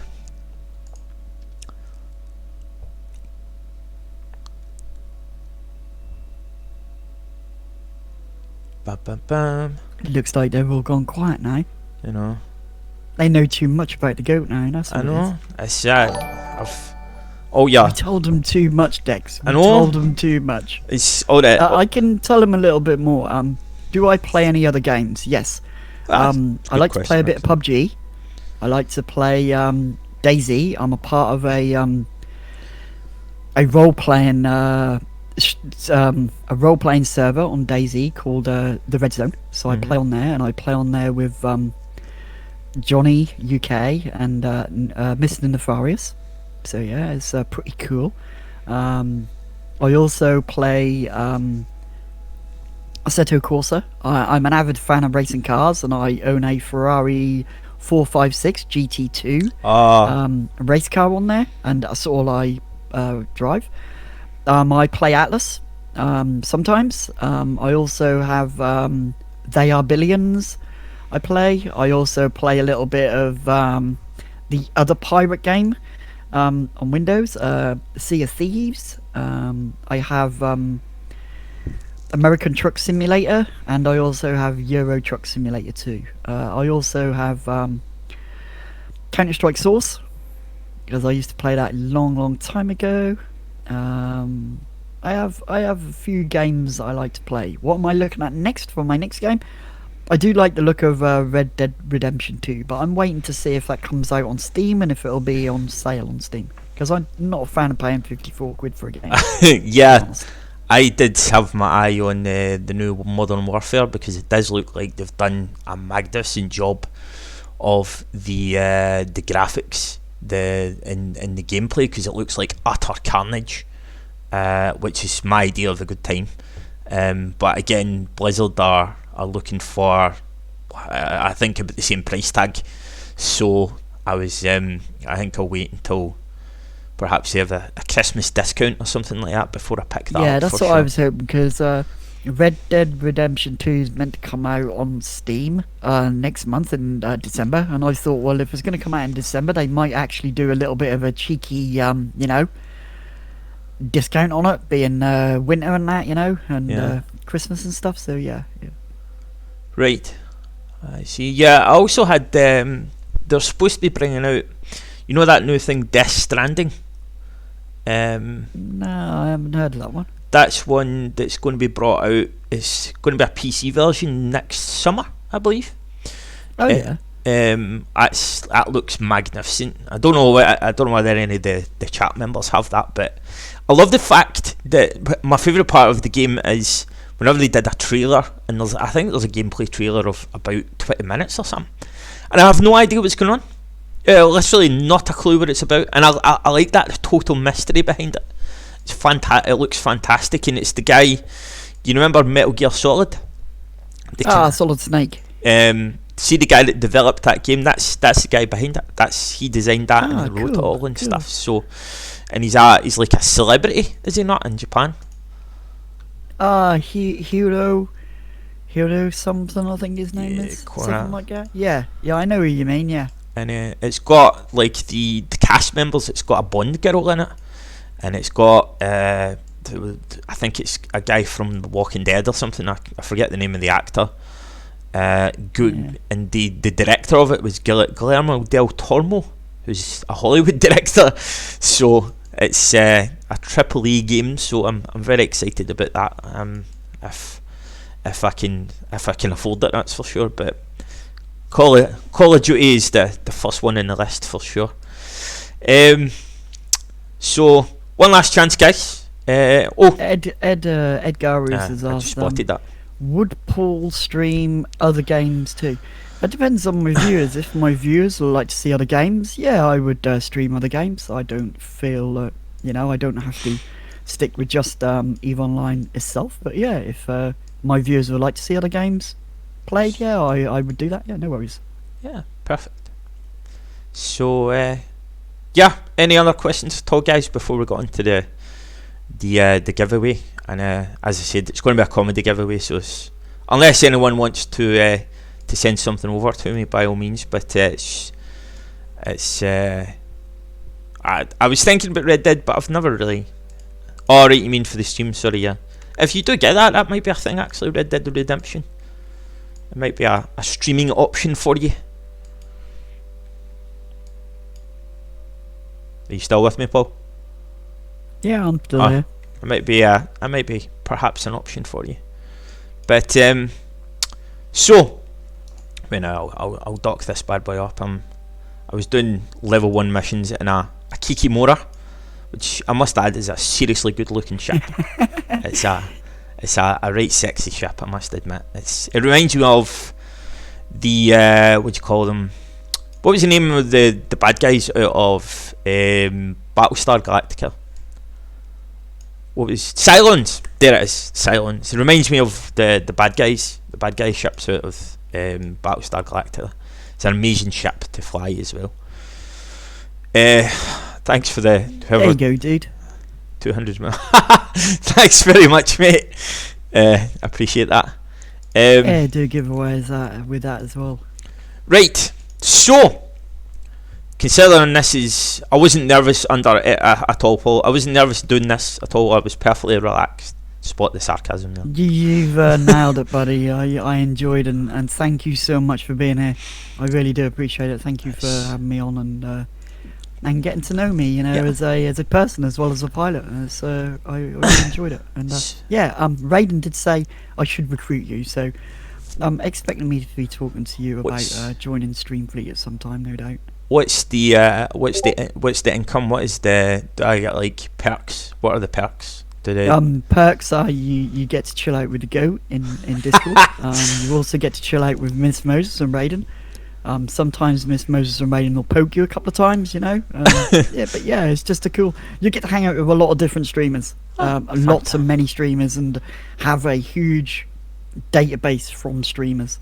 Like streams, doing streams, giveaways, everything like that, the whole lot. Fantastic. I might do that. Do I get any? Do I send do they send over like a month's worth of beer or something like that, or put in any requests? No, but you might get a chance to stream on the Streamfleet channel and partake in things like charity streams and stuff like that, and you get to hobnob, and it's pretty cool. And we have some of the CCP devs chill out in our channel, in our Discord with us, so they get to see what we type and what we moan about and what we don't moan about. And, it's kind of cool. It's kind of cool. Always enjoy a good moan, I suppose. Excuse me. Right, so our little giveaway, and I think I figured out. I've never done the Nightbot thing, so I'll make sure of things. So today, the giveaway that I was going to do was in reference to the kind Paul, who was wonderful enough to come along today and answer a few questions and be incredibly talkative for me, because I was beyond nervous of doing this, but you've been brilliant, and I'm hugely appreciative of you coming along, because I wasn't quite sure. I think I've been doing streaming for like a month now, and it's a bit heartbreaking to see like 3 people come along and then they stay for like 10 minutes and then they just go away again. I was like, oh, what am I doing wrong here? You've done really well, you know. Like I say, with a lot of people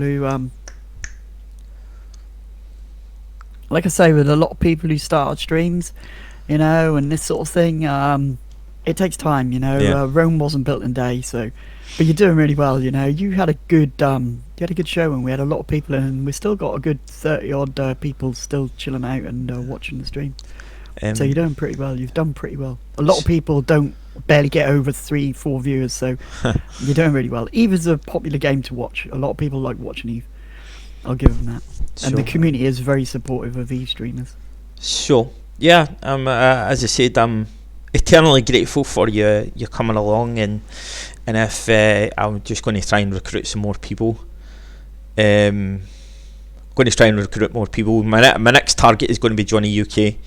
But yeah, Johnny. If he needs a little bit of a kick up the arse, tell him to talk to me that you interviewed me, and I'll just tell him, yeah, that is nothing. It's a walk in the park, man. You'll enjoy it. It's super fun.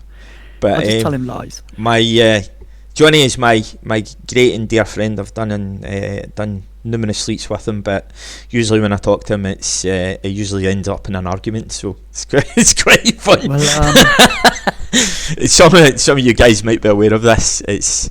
There was a suggestion that we all do, the three of us do, me, Shade and J-Man do one of the abyssal things to the trio. It was suggested that we do those, but it was pretty sure we wouldn't make it past the first room. So, but I'll see if I can talk him into to doing it with me. But yes, as I said, I can't tell you how grateful I am for you coming along today. So I'm going to do a giveaway, and the giveaway is a test dummy. In honour of Paul coming along today. So this was basically a test run, as in see what the idea and see whether it would work out. And I think we can call it a success. What do you think, Paul?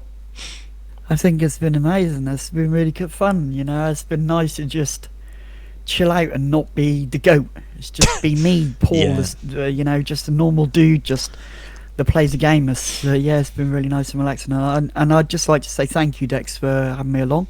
Mm-hmm. I'd like to say thank you to the viewers for chilling out. I know you guys are interested in the charity event on the 29th. Yes, I will be taking part. You will see me there. I will be streaming on Streamfleet doing that, so you can always follow along. And I'd just like to say again, support Dex, because he's amazing. I like this sort of style of chat, just chilling out, just relaxing, and having fun and just talking about other things and Eve Online. It's been amazing. So thank you, Dex. Thank you for having me along, and I really do appreciate it. And it's been super fun. And if you do need advice and help, doing things like this again, feel free to holler me, man. I'm always here to help you out. I will. Yes, I'll definitely take you up on that. So yes, we've got a giveaway here. So we've got a test dummy, and the idea is it's in honour of Paul coming along for me today, and I may well, see if this is a thing. If see what was that? Did I have a thing? What I'll also do actually, right? This is what I'll do actually, right? There's 2 ships I'll give away today. Okay. The first thing, or the 2 things I'm going to give away. Okay. The first thing is going to be a test dummy. So that's in honour of Paul coming along and help me out with this, and yeah, I suppose it could be actually in honour of Paul coming along today. So it's going to be a test dummy, so we'll roll that today. Alright, so what we'll do, I'll see if this works. Hopefully, fingers crossed guys, this will work. So we're going to roll this, we're going to do the roll thing, we'll do a refresh here to make sure this works. See how much a disaster this is going to be. So we're going to roll this, and it's going to be a test dummy, so don't sell it, keep it, and you'll remember Paul has been kind enough to come along. So we're going to roll this. So, and remember, give me your in-game name. I don't want to have to kind of complain for a while and anything like that. So we'll roll this, and a test dummy will be yours. I suppose we just press the button and see what happens. So we'll roll this. Oh, you're going to get your own. Woohoo! I actually won a test dummy. Yeah, go re-roll it, buddy. Re-roll it. Let someone else have the test dummy. Because I was the test. What are the odds, mate? What are the odds of that happening, man? Yes. It's totally rigged. I can't believe that. Yes, but we'll re-roll that. So we'll roll it again. So we have Raven Locked. The very man has won a little test on me. So yeah, Raven was laughing at me, so there. Haha, that serves you right for laughing at me, Raven. So give me your in-game. Oh, you want to re-roll it again? No, Okay. you can't re-roll, I know. dude. You're not allowed to have a re-roll. You're not allowed that. That's not permitted. So give me your in-game character, Ravenlocked. It's happening. So give me your in-game character. Come on, let's hear it. It's alright, we'll wait all day for you. There you go, that's good. Raven Blood Lightning. So we're out here. I've got Raven Bloodline, the first, second, and third. What one do you want? I've got 3 guys here.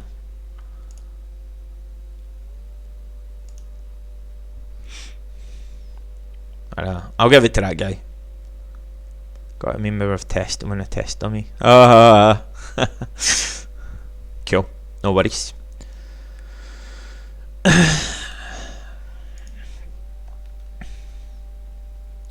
So we do a wee smiley face because I'm nice like that. So well done to Raven for winning today's thing. So, and the next thing is, this is something from me, okay? As you can see there, it's an FC bomber. So this is something that's taken part in something I used to do for Bombers Bar. It was called, well, I now call them Barracuda fleets, which is basically the performance is that we do wormhole diving. Some of you may have taken part in them. I now do them for Blupsec and PSI. So we take a fleet out, and I will be the FC, and we get a couple of handlers to scan down a wormhole, and we go in and we take a little look around. And the key to this fleet is that you have a covert cloak, so some cloaky action. So and this is a particular fit for this. This is something that I put together myself, and this is so a lot of wormhole action. So this is personal to myself. So what I want to do is I want to give it to you guys because I'm eternally grateful for you guys staying around for me, because I was beyond nervous of everyone running away or leaving or anything like that. So I want to give it to you guys, okay? So we'll do a roll again.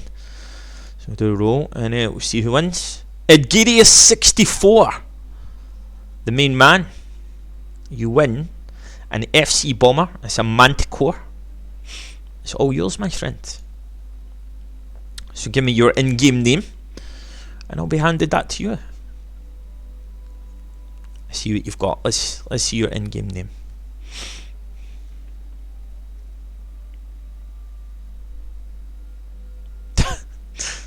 Congratulations, mate.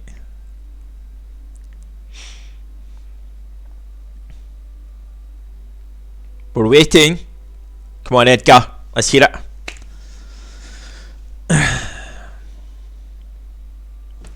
Ed Wolfman.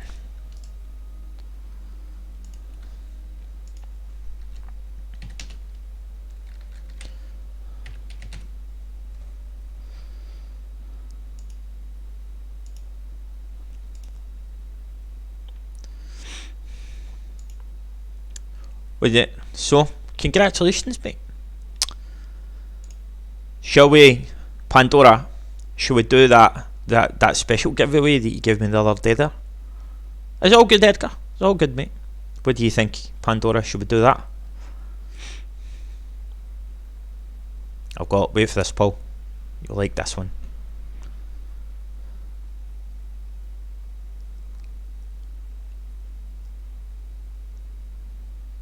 I don't know if Pandora is it a container of plastic wrap? We should do that, actually. That should be a good one. A container of plastic wrap. No, not yet. I think maybe I'll do it the next time. So what I'm talking about is, if you come along next time, I am going to do a giveaway for, I don't even know where I put it. Where did I put it? Where are we here? Where did I put it? It's only, is it 3 jumps away, 4 jumps? As you can see here, I do not have any OCD when it comes to organising my assets. I can't even remember where I put it, because I can't fly it. So we're going to do a very, very special giveaway, depending on how many viewers I get. So does everyone know what this ship is? Do anyone know what an Archon is?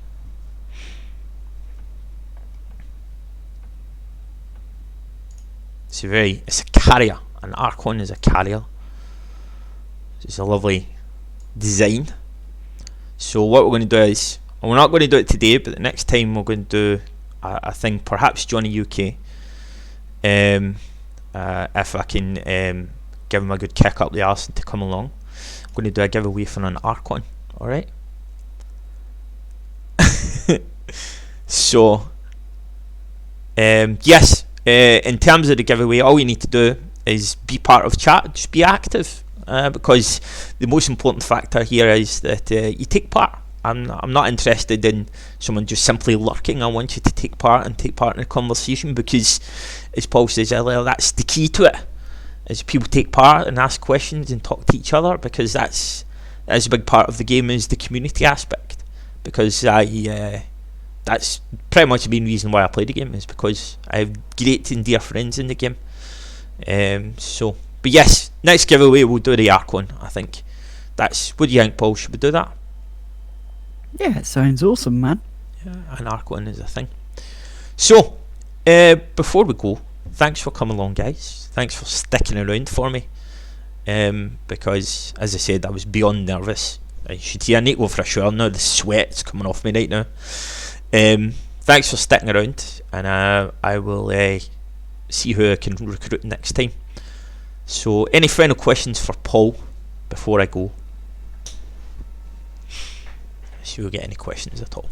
See if we get anything. Nah, no questions. Cool.